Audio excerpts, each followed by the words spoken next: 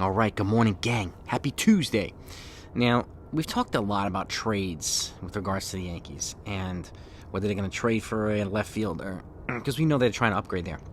We also know they're trying to upgrade or add to the bullpen one way or another, most likely a lefty. So I'm going to give you my three most realistic left field options and bullpen options via free agency if they decide to go that route. We talked about trades, but in order to get a trade for a player that represents an upgrade, they're going to have to gut some payroll at some point. They have to clear some payroll room to make room for somebody via trade. So whether it's multiple players or somebody at a high salary. So in order to get some room so they can stay under the Cohen threshold. So that's because they're approaching it right now, about $3 million away. So it doesn't give them much room, which is why I'm going to give you my most realistic, I think, gettable guys in free agency, but not, they're not all cheap. So, but it is what it is. And again, anytime the Yankees make a move, obviously, I'll be putting it out, whether it's trade or free agency or whatever it is. Like we talked about the Brandon Mayea signing the other day and its impact on whether it makes Jason Dominguez expendable and all this type of stuff. And any type of Yankee talk like that, you'll get it here. So I hope that you do subscribe to the channel if you enjoy the content enough and you don't want to miss good content. So that's consistent as well and accurate. With that said, let me give you my left field options first. Raymel Tapia is number one. He's a 28-year-old outfielder. I'm going to give you their 2022 stats just so you have a baseline of what to go on. 265 average, had 7 home runs, 52 ribbies, 20 doubles, okay, 8 stolen bases, but he has had double-digit stolen bases quite a few times, and he's also a good defender, so he can run, all right, which we need somebody to run. Who knows if the left field is going to bat leadoff or whatnot, or whether they're going to play someone else. And again, there's still a chance they might go with Oswaldo Cabrera or Aaron Hicks, hoping for a resurgent season, but it sounds that, well, they've confirmed that they're trying to move him and Donaldson and even Gleyber Torres, so we'll see who they move and when they move. So, but Raymel Tapia is number one. Jurickson profile we've talked about, and a lot of folks want him too. My issue there is they're going to have to clear salary because with his production, and this guy was the number one prospect in all of baseball about a half a decade ago. So he's 30 years old. Batted, he have 243, so not sexy stats, but he had 15 home runs, 58 RBIs, 5 stolen bases. And again, this guy also, he used to play the infield and the outfield, so he was kind of like Ben Zobrist type, but now he's primarily focused on the outfield. So, and he still has, some decent baseball in him. So, but I think he's going to cost anywhere probably from $6 to $8 or $10 million a season, which means again they're going to have to clear salary to get him. And lastly, Ben Gamel, former Yankees prospect actually, who's been around, he's a journeyman. I think he was most recently with the Pittsburgh Pirates. He was also with the Brewers. So, 30 years old.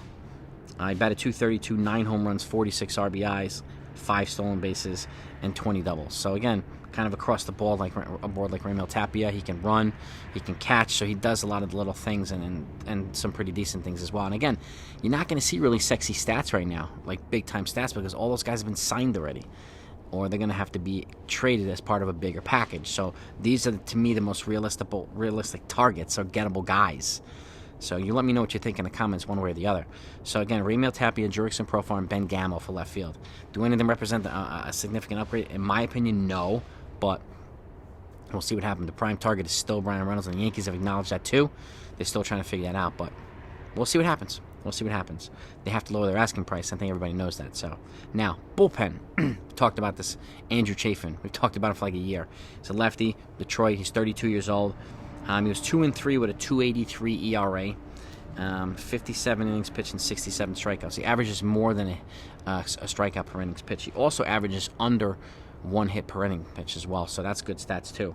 He only had 19 walks in 57 innings pitched, so that's pretty good.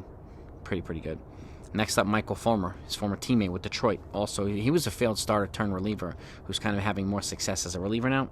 So 5-6 with a 3.39 ERA, 63 innings pitched, and 61 strikeouts. So he averages about a strikeout per innings pitched as well. And also, when he turned over to the bullpen side, he tended to be a little bit healthier. He had a lot of injury issues when he was a starter, trying to throw 100+ innings a season. So it was a good move for him to go to the bullpen.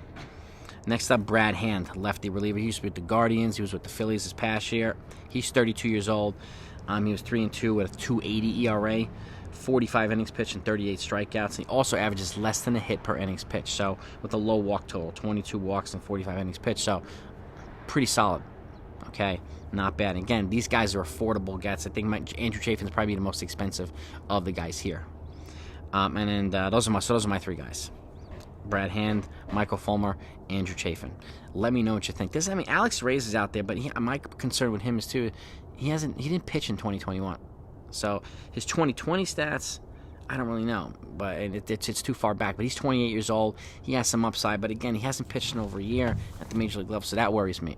So I think they're looking for dependable guys who represent, good pieces as upgrades. But again, the Yankees have brought in boatloads of depth pieces, right? On minor league deals with invites to spring training. So whether outfielder, bullpen, or whatever, they brought in tons of these guys. So there's going to be a lot of competition during spring training. But to me, these are the most realistic options via free agency for the Yankees, for left field and for the bullpen. So give me your feedback and your insight in the comments. Let's talk about it. And anything else, you're going to get it here. Talk to you later.